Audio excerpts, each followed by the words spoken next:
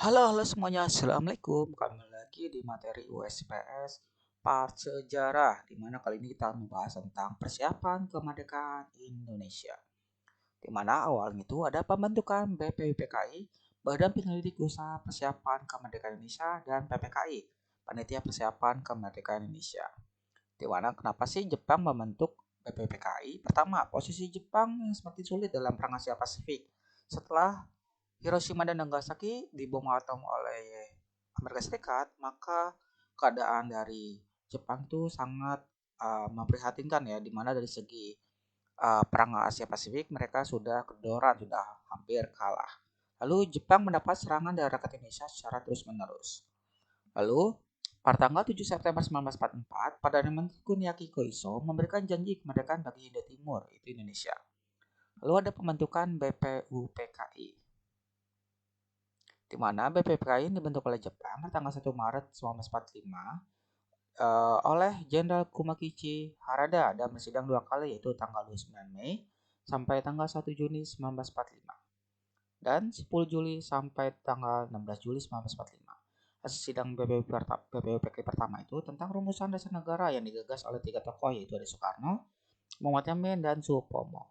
Sidang kedua itu merumuskan rancangan UUD, di mana akan tetapi sebelum sidang dibentuklah Panitia 9. Tugas Panitia 9 itu adalah menyelesaikan rumusan dasar negara seperti tujuan dan asas yang akan digunakan oleh negara Indonesia. Nah, kenapa sih disebut Panitia 9? Karena Panitia 9 ini diisi oleh 9 orang. Nah, hasil rumusan dari Panitia 9 ini dikenal sebagai Piagam Jakarta. Lalu ada pembentukan PPKI, di mana PPKI itu berdiri tanggal 7 Agustus 1945, di mana anggotanya itu 21 orang di bawah pimpinan Soekarno. Lalu ada persiapan perumusan naskah proklamasi kemerdekaan, di mana ada perbedaan pendapat antara golongan tua dengan golongan muda ya, mengenai waktu pelaksanaan dari proklamasi kemerdekaannya. Di mana golongan tua ini menginginkan masa proklamasi itu dibicarakan dahulu dalam sidang PPKI. Tapi bagi golongan muda menginginkan kemerdekaan itu segera dilaksanakan tanpa menunggu sidang. Nah, hal ini agar kemerdekaan bukan pemberian dari Jepang, melainkan atas jeripaya bangsa Indonesia itu sendiri. Oleh karena itu terjadilah namanya peristiwa Rengas Dengklok, di mana tujuannya untuk menghindarkan Soekarno-Hatta dari pengaruh Jepang. Rengas Dengklok itu ada di daerah Karawang ya, di Jawa Barat. Nah, setelah peristiwa Rengas Dengklok dapat diselesaikan setelah Ahmad Subarjo itu menjamin bahwa kemerdekaan akan segera dilaksanakan. Subarjo kemudian menjemput Soekarno-Hatta lalu ke rumah Laksamana Maeda untuk merumuskan naskah proklamasi. Kemudian Soekarno-Hatta dan Ahmad Subarjo bersama-sama menyusun naskah proklamasi. Naskah proklamasi yang telah dirumuskan itu ditandatangani oleh Soekarno-Hatta atas nama bangsa Indonesia. Hal ini diusulkan oleh pemuda yang bernama Soekarni. Naskah proklamasi kemudian diketik oleh Saidul Malik. Pada tanggal 17 Agustus 1945, teks proklamasi dibacakan dan disusul dengan pengibaran sang merah putih. Lalu setelah Indonesia melakukan proklamasi kemerdekaan pada tanggal 17 Agustus 1945, ya, setelah itu ada perjuangan mempertahankan kemerdekaan, di mana kemudian Belanda bersama sekutu yaitu Nika ingin segera menguasai lagi Indonesia. Di mana kenapa sih ada terjadi konflik antara Indonesia dengan Belanda? Pertama, Nika itu membonceng kedatangan sekutu, di mana tanggal 29 September 1945 pasukan sekutu mendarat di Indonesia dan mempunyai tugas untuk segera melucuti tentara dari Jepang ya. Nah, sekutu di Indonesia ini bernama AFNEI, dipimpin oleh Sir Philip Christison. Tetapi hal tersebut dimanfaatkan oleh Nika untuk berkuasa kembali di Indonesia. Kedatangan Belanda di Nika di mana tujuannya untuk menegakkan kembali kekuasaan Belanda di Indonesia dan menyebarkan teror lewat tentara yang disebut Kenil. Lalu ada peran dunia internasional dalam konflik Indonesia-Belanda, di mana ada diplomasi antara Indonesia dan Inggris melalui PBB dan pengaruh konflik Indonesia-Belanda. Tekanan setelah Indonesia melakukan perundingan dengan Belanda yaitu dengan Belanda melaksanakan perundingan Malino, Pangkal Pinang, dan Konferensi Denpasar. Lalu ada berbagai perjuangan bangsa Indonesia di dunia internasional di mana Indonesia pertama itu menempuh cara perjuangan fisik, kemudian dilanjut dengan perjuangan diplomasi untuk mempertahankan kemerdekaan. Kita bahas dulu yang perjuangan fisiknya, di mana Pertama itu ada insiden penyobekan bendera Belanda di Hotel Yamato.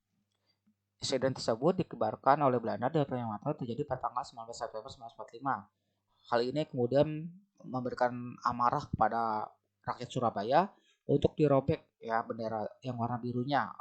Kemudian tersisalah warna merah dan putih. Lalu ada pertempuran Surabaya, di mana pertempuran Surabaya ini terjadi dari tanggal 27 Oktober sampai dengan 20 November 1945.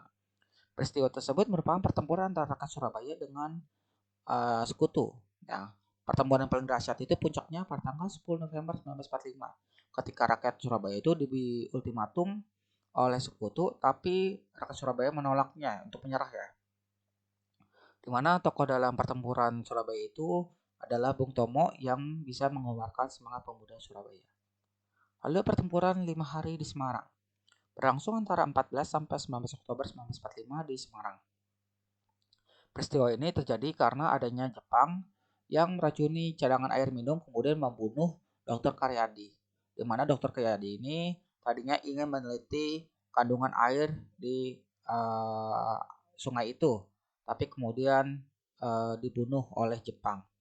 Kemudian pertempuran ini berakhir setelah ada perundingan antara Indonesia yang diwakili oleh Kasman Singodimejo dan Mr. Sartono yang dari pihak Jepang yang diwakili oleh Letnan Kolonel Nomura. Lalu ada pertempuran Ambarawa, di mana pasukan TKR dengan Nika ya saling perang ya, di mana kemudian membuat gangguan keamanan di Ambarawa ya, si Nika ini. Di mana pada tanggal 15 Desember 1945, pasukan Indonesia kemudian berhasil mengalahkan sekutu dan menguasai kota Ambarawa. Kemenangan tersebut diabadikan dengan didirikanlah monumen Palagan di Ambarawa. Lalu ada Bandung Lautan Api, di mana terjadi di Kota Bandung, Jawa Barat tanggal 23 Maret 1946. Kota Bandung ini sengaja dibakar oleh TKR atau Tentara Keamanan Rakyat dan rakyat Bandung supaya sekutu itu nggak bisa menggunakan Kota Bandung sebagai pos-pos militer. Lalu ada pertempuran Puputan Margarana, di mana pertempuran antara Indonesia dengan Belanda terjadi tanggal 20 November 1945. Peristiwa ini terjadi karena penolakan I Gusti Ngurah Rai terhadap pembentukan negara Indonesia Timur oleh Belanda. Lalu ada serangan umum 1 Maret 1949, di mana dilakukan oleh pasukan TNI pada 1 Maret 1949 di kota Yogyakarta, di mana tujuannya untuk menguasai kota Yogyakarta dan menunjukkan eksistensi bahwa Indonesia itu masih ada ya pemerintahannya kepada dunia internasional. Hal ini kemudian mendapatkan dukungan dari berbagai negara agar Indonesia segera dibantu dalam sidang PBB. Lalu setelah tadi pada perjuangan fisik, sekarang ke perjuangan diplomasi, di mana perjuangan diplomasi ini usaha yang dilakukan Indonesia untuk mempertahankan kemerdekaannya melalui perundingan dengan wakil-wakil dalam forum internasional. Nah, di mana di sini ada tabelnya ya.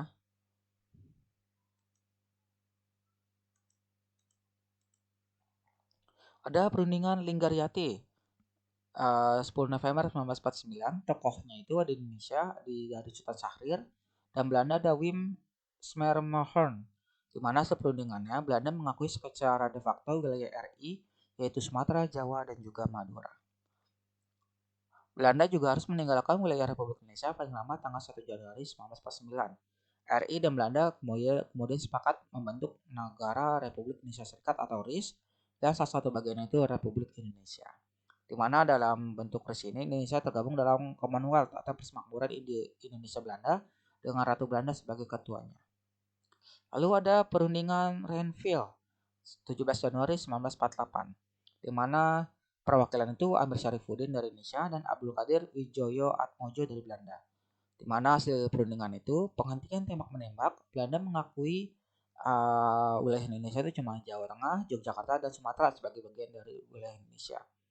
Disetujuinya sebuah garis demarkasi di mana memisahkan wilayah Indonesia dan daerah pendudukan Belanda. TNI ditarik mundur dari daerah pendudukan Belanda di Jawa Barat dan juga Jawa Timur. Belanda bebas membentuk negara federal di daerahnya dan didudukinya dengan melalui masa peralihan terlebih dahulu.